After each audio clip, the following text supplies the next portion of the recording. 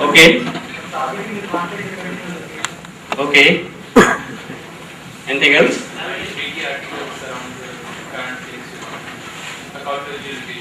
Okay, cool. So like that about does it?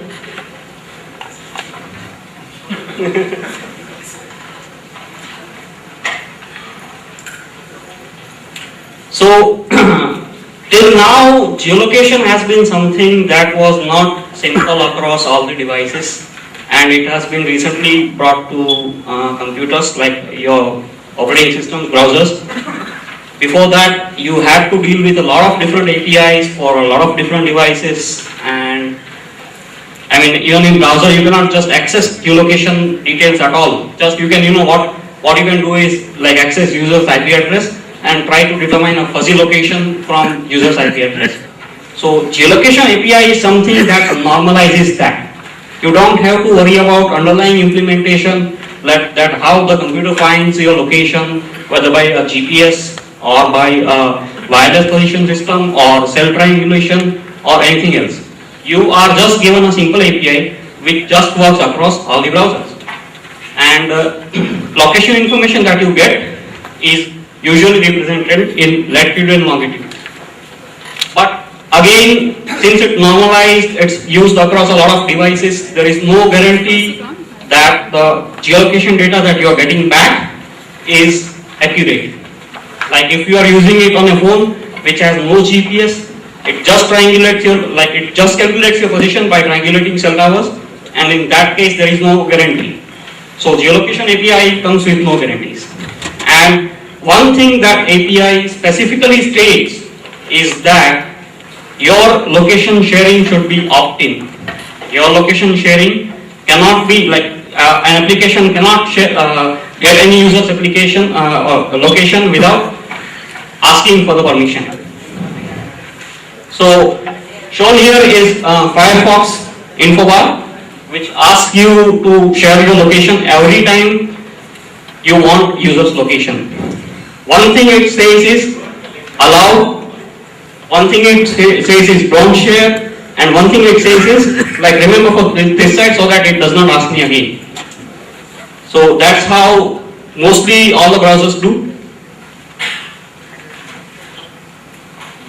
For now, geolocation is supported by Firefox 3.5 Plus, Safari and Chrome 5, Opera 10.6, iPhone, Android. Like these are the major players in the market, and these are the browsers by which geolocation API is supported. What about IE9? IE9 does not support geolocation. So for that you need to use GEOS. So basically, it's more about JavaScript than HTML5, and officially geolocation is not a part of nothing like HTML5. It's not HTML5. It's all about like JavaScript API. So it requires a bit of JavaScript knowledge. Basically, it's done through geolocation object of navigator object, and you have to check for that object. So if you want to check whether a browser supports geolocation or not, you have to check for that object. So it's written like if navigator.geolocation. So if that validates, if that is true, then you can write your geolocation code in that place. Else you can simply fall back. Well, like geolocation is not supported, or you can display some page which says like try alternatives or something like that.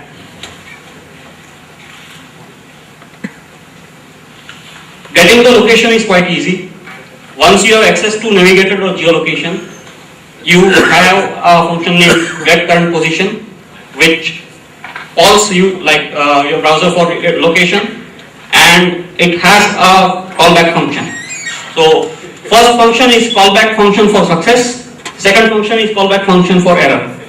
So if like browser successfully determines your position, then show map will be called. Otherwise, handle error will be called. And if browser determines your position, the success callback function is called with a position object. And this position object has basically two properties.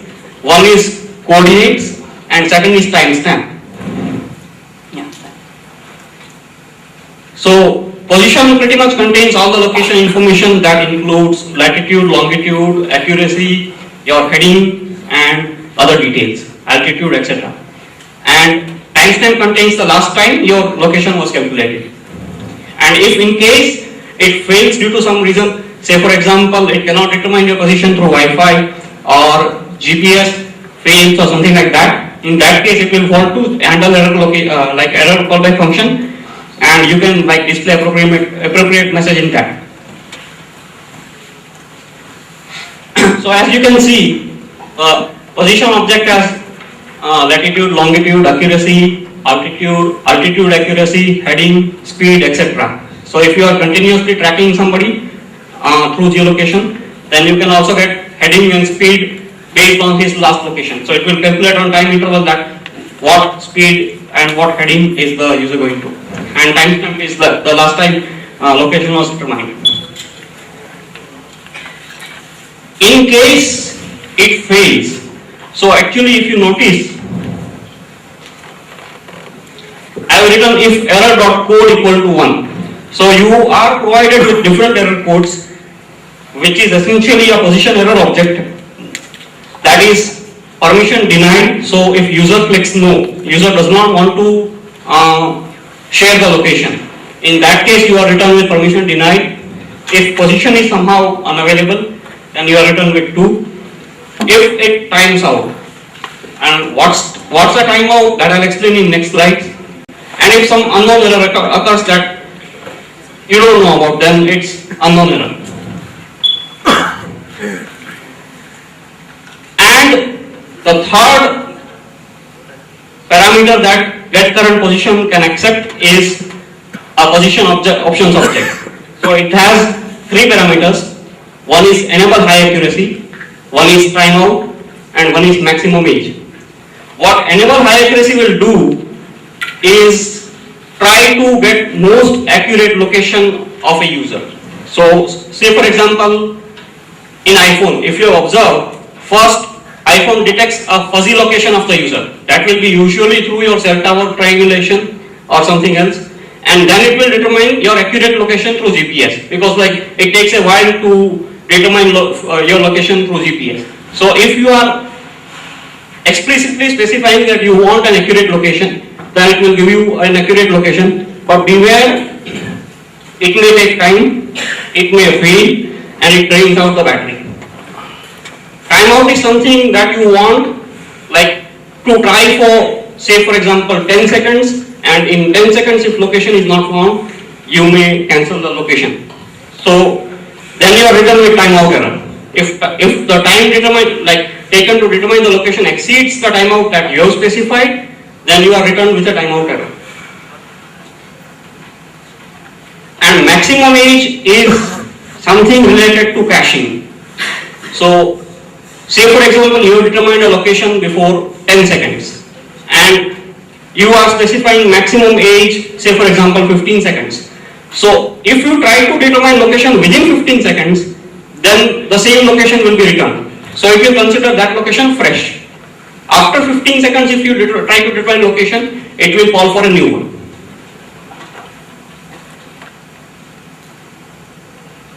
So this is the example of what you would do. Say for example, you want to cache a position for 75 seconds. In that case, you specify maximum age 75,000. That's in milliseconds.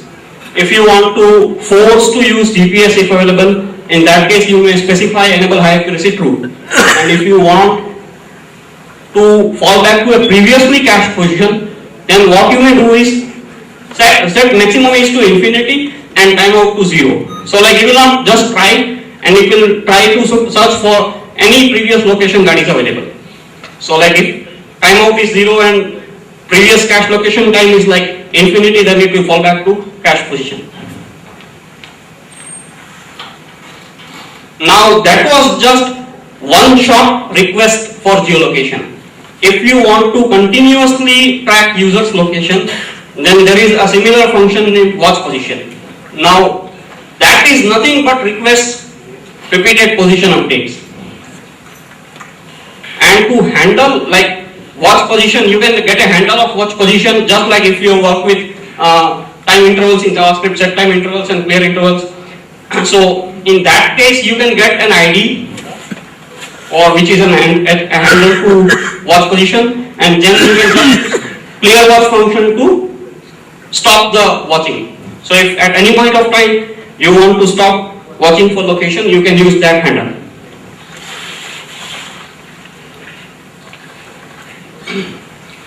And what about unsupported platforms?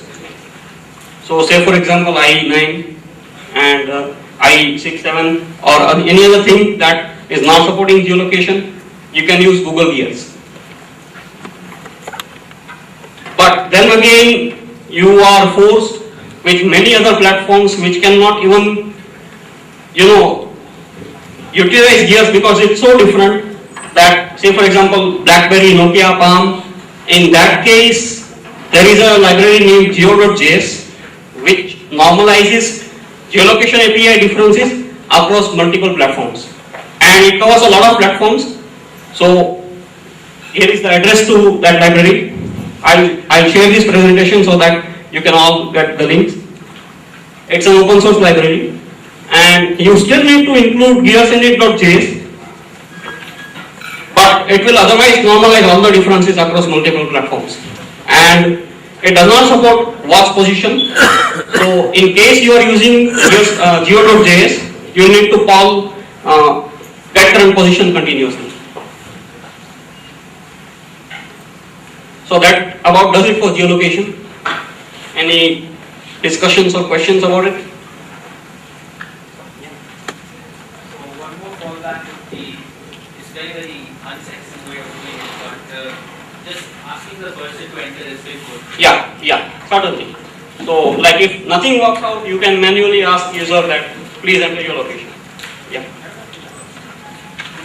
Anybody else? What are the performance issues? Again and again, if it fires the watch position. So if you are firing watch position with enable high accuracy true, then basically it means that you are using GPS to track somebody's location. And on mobiles like iPhone, it's very performance intensive, it drains out the battery. So use it with caution. One more thing is in Opera it's a little bit different. So in Opera what happens is it first detects whether the location has changed or not. It just hits that right? So it's a little bit less performing. Also these callbacks are asynchronous. That means it will only get called if your browser is detecting a location. So you don't have to call your browser that whether it has detected a location or not. Okay. So moving on to offline storage. So offline storage we'll be discussing two things. One is like your web storage instead of what you are currently using. How many of you use cookies? Mostly all of us. And one is offline caching of your web pages or your resources. So cookies suck.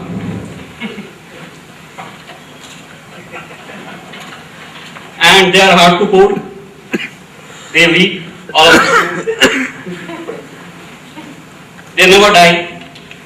So there has to be a better way. So basically, So basically, you cannot delete a cookie.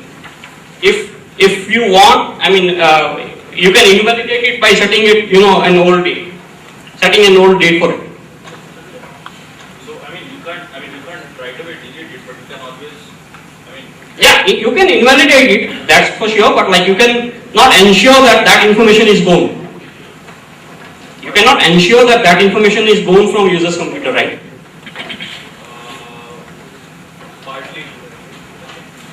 partly true, but not 100%. Okay. Because you go browser restart it. I'll be honest, I will not use cookies much, so you may know more than me in that case. I have been relying on web storage because since I have ventured in web development, I have been relying on web storage. And even in case I have used cookies, I have used this through some framework, so I don't have to deal with the direct issues. So basically web storage is nothing but a simple key value pair mechanism storage. It's just one API and it's very easy to remember.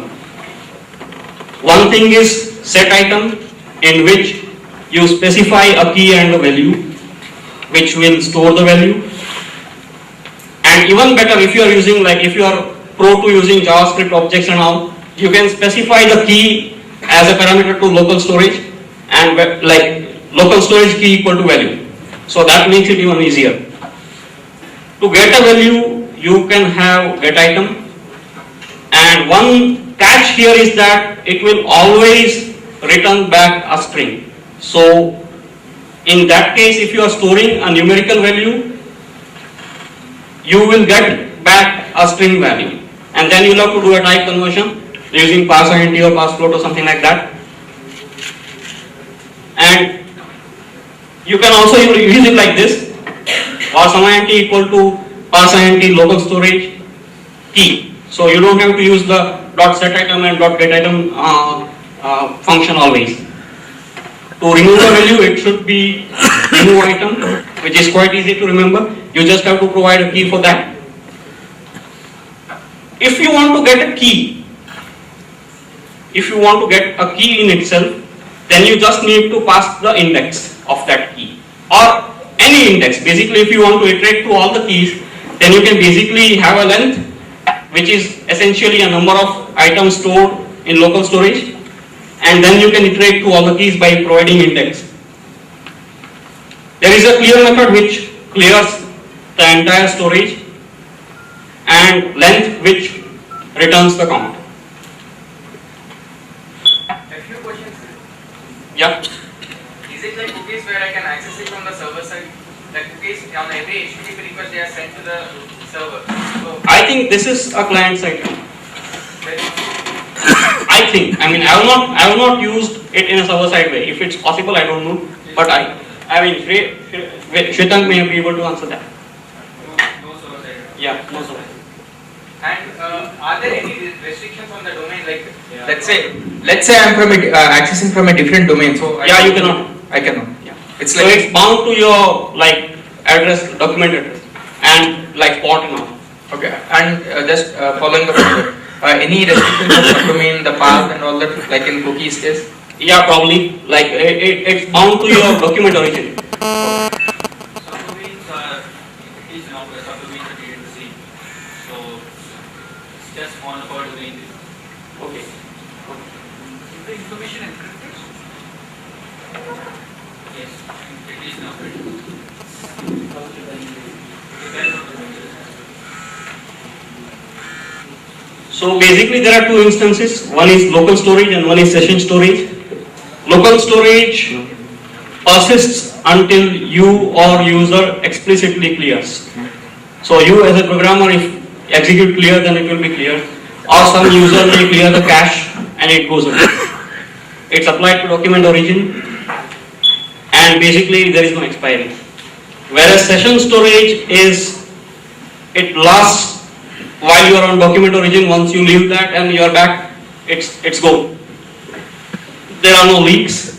And otherwise it's the same as local storage. It shares the same like functions and all the things as local storage. As I mentioned before, values are strings, so you'll have to do a type conversion. And if you want to store complex objects in a key, so you can use JSON for that, and then you can like retrieve it and pass it and use it. So if you want to store complex object, you can use JSON. Otherwise, you cannot simply store complex object. You cannot pass it. If you inspect, this is Safari. In that case, it shows your local storage, your session storage, whatever you stored. I have stored a JSON and like a normal thing, normal string. So it shows both.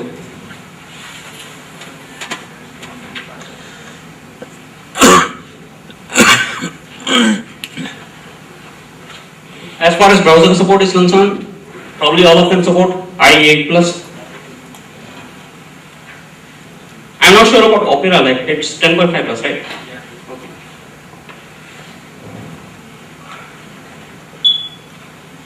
In case you want to plan for older browsers, you can use Modernizer to detect whether local storage is available.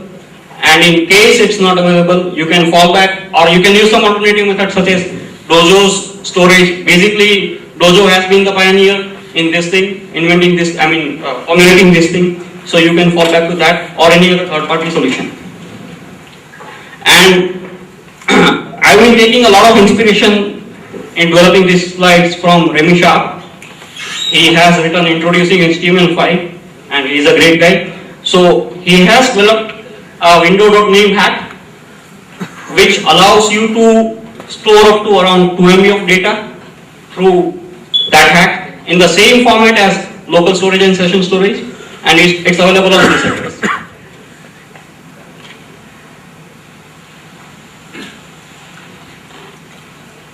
Now there are alternatives as well, but like WebSQL database is there, but Firefox is saying that they will never support it. If you see a sample code, it's pretty much like SQL, but if Firefox is not going to support it, there is going to be an issue. There is IndexedDB, which is like an object store. It's like not like an SQL, but then Firefox is the only vendor that's planning to support it for now. So these two options are pretty much not in consideration for now, but you can always play with it. Yeah. Any questions for this thing?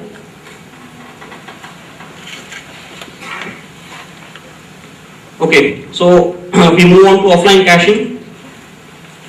Offline caching is basically making your application offline. It's nothing but a list of URLs that you want to cache.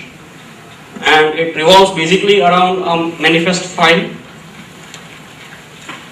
You have to ensure that all the files that you want to cache are properly cached, and if any of them fails, like to load from the web, then the caching will fail.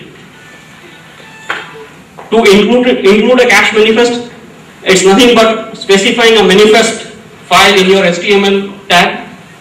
Say for example, HTML manifest equal to cache.manifest.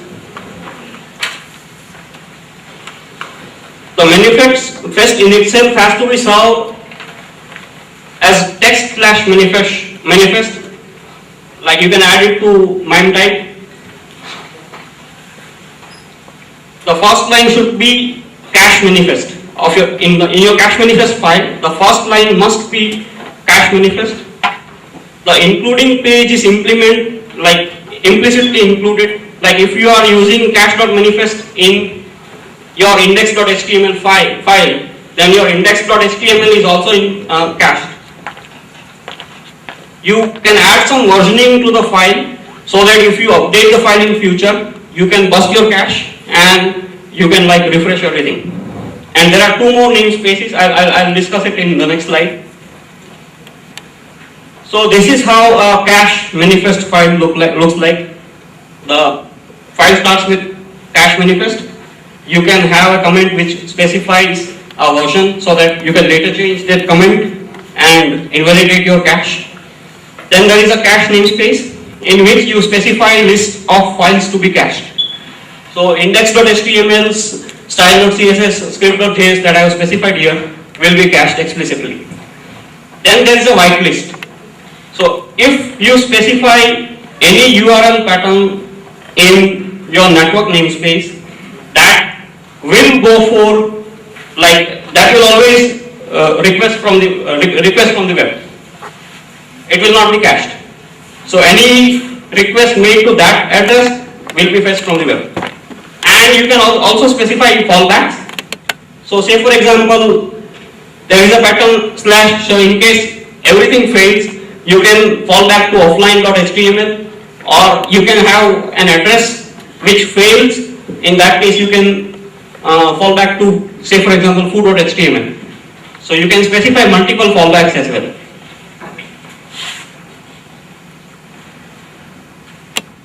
So that was offline caching for you.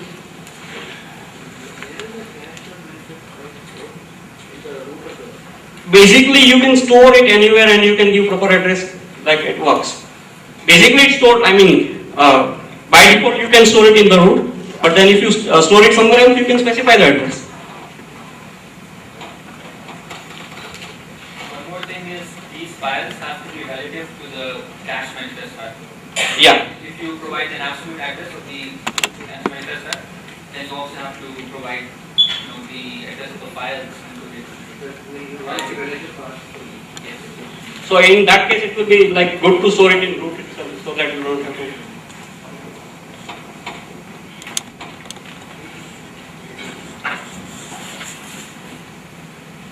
Now for mobile, it's going to be more of an open session because I worked mostly on iOS devices for mobile. So if you guys have an input for other things, you can like join me.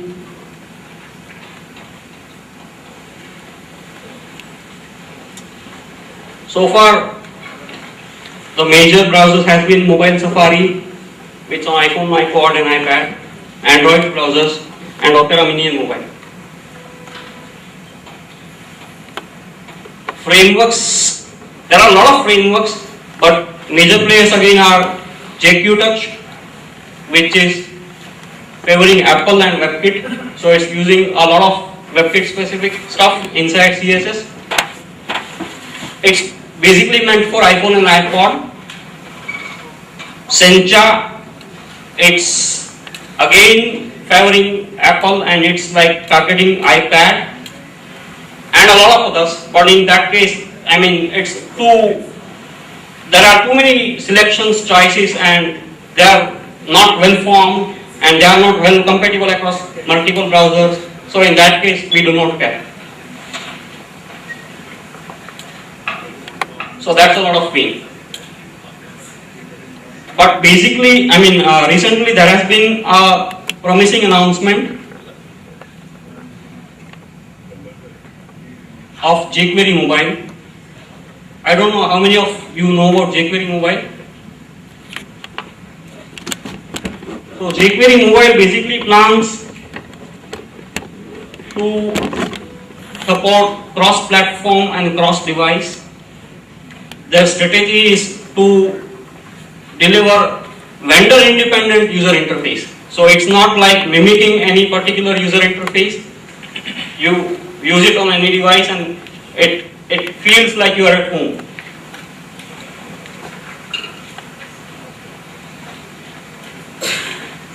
Some of the performance tips for using mobile frameworks, you put your scripts at bottom. Especially in mobile, you have limited resources and processing power. So you try to improve performance as much as you can. Store as much of your UI offline through offline caching. For responsiveness, you can preload your UI. Usually there is a practice that users will fetch UI through AJAX, but that's a bad thing. So for responsiveness and to make users feel like using a native app, you can like preload your UI, but then you lazy load your data. So say for example, you click somewhere and it shows a screen and then it loads the data through AJAX. So it's like UI is preloaded. In JS, always select in context. Say for example, you descend from IDs so that you know selection performance is good, and you cache your selectors. So you don't have to query DOM again all the time. I'll give some demos.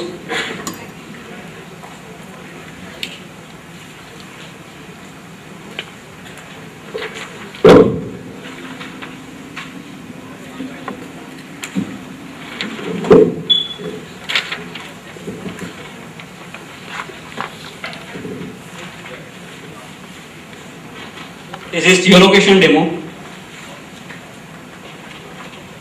which shows Bangalore.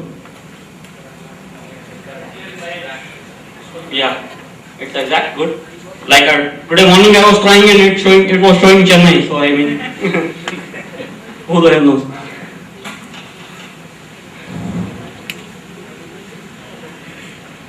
We'll head over to jQuery mobile site for a while.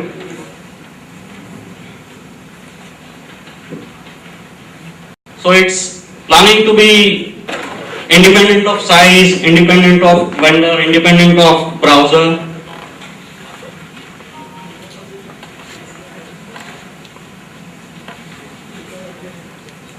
If you look at designs, they feel like they are not tied to any particular vendor.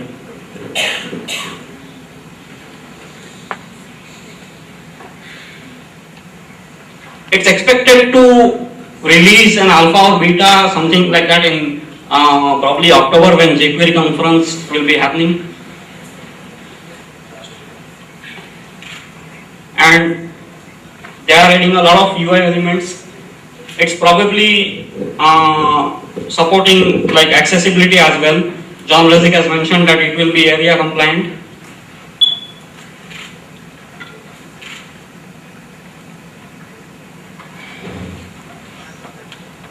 And they have for now a browser support chart which like a graded browser support. So it's not like jQuery mobile will support all the browsers listed here, but these are browsers that one can support in case they want to target like substantial portion of the audience. So they have divided browsers according to that. This is provided by Yahoo, I guess.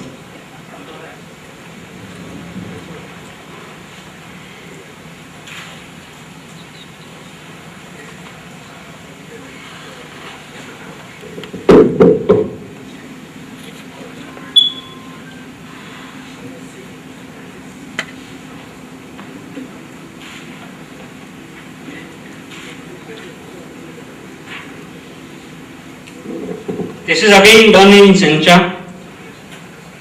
It uses most of the HTML5 features and CSS3 features. It's a full-fledged solitaire.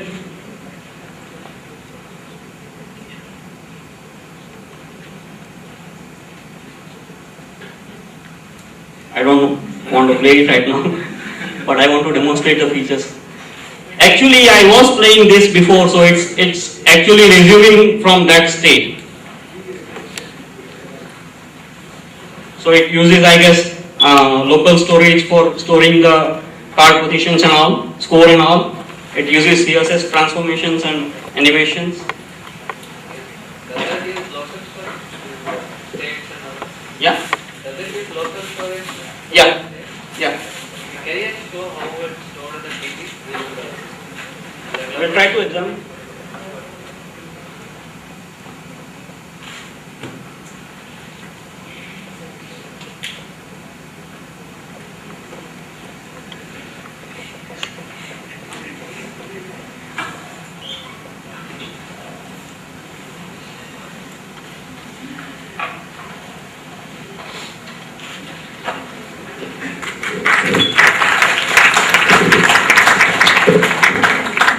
If anyone wants to discuss anything, then I mean, So much material recovered, man.